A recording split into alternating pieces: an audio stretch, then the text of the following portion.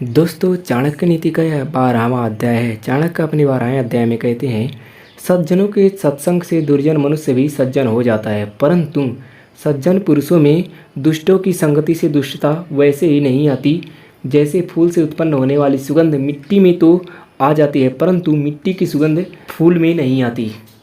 इसका अर्थ यह है कि जिसका जो स्वाभाविक एवं वास्तविक स्वभाव है उसमें परिवर्तन नहीं होता, अर्थात ऐसा स्वभाव जो परिवर्तनशील नहीं है श्रेष्ठ माना जाता है। दुष्ट का सज्जन के संग से सज्जन बन जाना और दुष्ट के संग से सज्जन का सज्जन ही बने रहना इस बात की पुष्टि करता है कि सज्जनता मनुष्य का सच्चा स्वभाव है।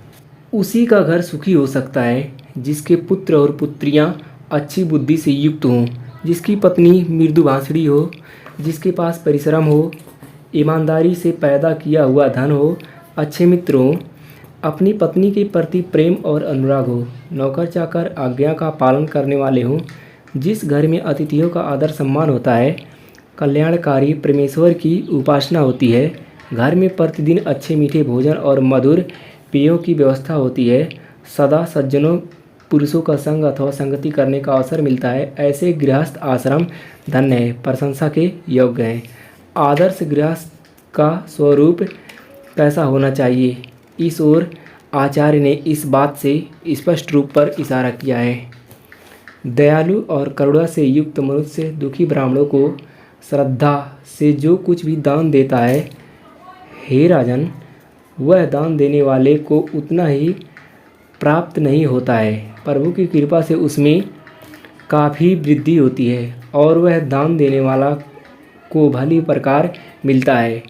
कबीर आदि अनेकों संतों ने इस बात की पुष्टि की है कि दान दिए धन ना घटे, अर्थात दान करने से धन देने वाले के धन में कमी नहीं आती बल्कि उसमें पुण्य के रूप में वृद्धि ही होती है।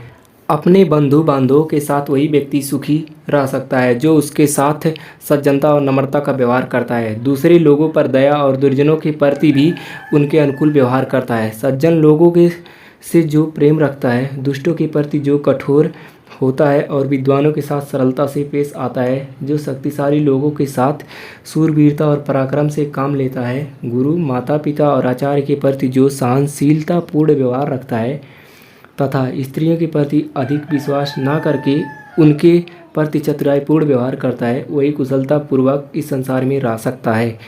जिसके दोनों हाथ कभी दान आदि कार्य में नहीं लगे, अर्थात जिसने जीवन में कभी दान न दिया हो, कानों से वेद आदि शास्त्रों का श्रवण नहीं किया, अर्थात उसने द्वेष रखता है, अपने दोनों नेत्रों से सज्जन पुरुषों के दर्शन नहीं किए, पैरों से तीर्थ यात्रा नहीं की, माता पिता तथा आचार्यों की सेवा के लिए जो उनके पास कभी नहीं गया, जिसने अन्याय से धन इकट्ठा करके अपनी आजीविका चलाई, इतने पर भी जो आदमी अभिमान से सिर ऊंचा उठाकर चलता है, ऐसे व्यक्ति के लिए चाणक्य कहते हैं कि हे गीदड़ के समान नीच मनुष्य, तू तो नीच लोगों से भी नीच है, तू अत्यंत निंदनीय है, इसलिए जितनी जल्दी हो सके इस नीच शरीर को त्याग दे, अर्थात तेरे इस प्रकार के जीवन से तेरा मर जाना ही उत्तम है। यदि कारील नामक पौधे पर पत्ते नहीं निकलते तो इसमें बसंत ऋतु का क्या दोष है? यदि उल्लू को दिन में दिखाई नहीं देता तो इसमें सूर्य का क्या दोष है? यदि चातक की चोंच में वर्षा का पानी नहीं टिकता तो इसमें बादल का क्या दोष है? संसार को बनाने वाले ब्रह्म ने मनुष्य के भाग्य में जो कुछ लिख दिया है उसे कोई भी मिटा नहीं सकता, वह उसे अवश्य भोगना पड़ता है। चाणक्य यहाँ कहते हैं कि जिसके भाग्य में जो कुछ लिखा है उसे कोई नहीं मिटा सकता, लेकिन आचार्य भाग्यवादी भी नहीं है, वह कर्म करने के लिए भी प्रेरित करते हैं, क्योंकि कर्म से भाग्य को बदला जा सकता है। सज्जन पुरुष के दर्शन से पुण्य प्राप्त होता है, क्योंकि साधु पुरुष अपने आप में साक्षात तीर्थ स्वरूप होते हैं। तीर्थ तो अपने समय के अनुसार ही फल देता है, परंतु साधुओं का संग करने से जल्दी ही मन की आशाएं पूर्ण हो जाती है। कोई राही अथवा यात्री किसी नगर में पहुंचकर किसी ब्राह्मण से पूछता है कि हे ब्राह्मण, मुझे बताओ कि इस नगर में कौन सबसे अधिक महान है? उस ब्राह्मण ने उत्तर दिया, ताड़ के वृक्ष का झुंड।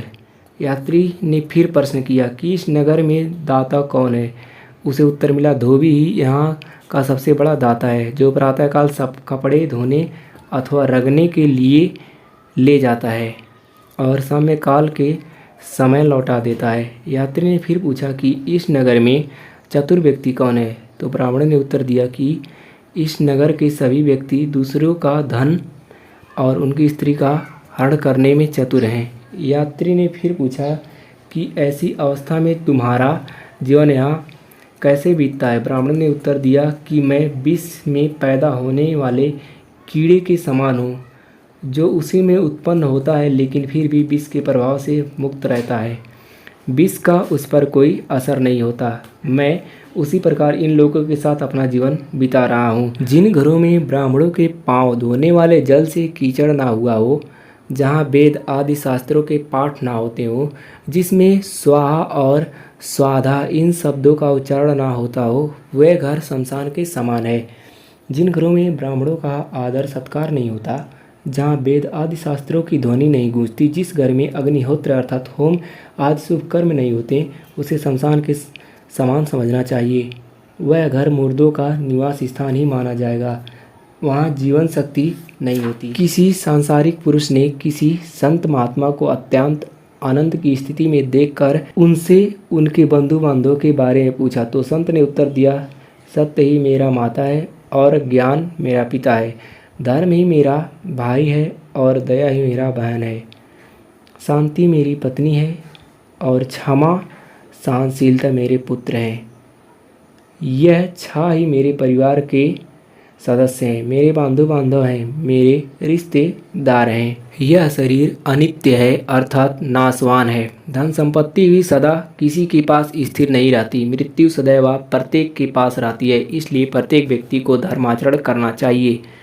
मनुष्य जानता है कि जिसने इस संसार में जन्म लिया है वह मरेगा अवश्य। धन भी किसी के पास सदा स्थिर नहीं रहता। सबको इस संसार में एक दिन विदा लेनी है। इसलिए उसका कर्तव्य है कि वह इस संसार में धर्माचरण द्वारा धर्म का संचय करे, क्योंकि धर्म ही मनुष्य की मृत्यु के बाद उसका साथ देता है। अपने अच्छे आचरण के कारण संसार में उसे याद किया जाता है।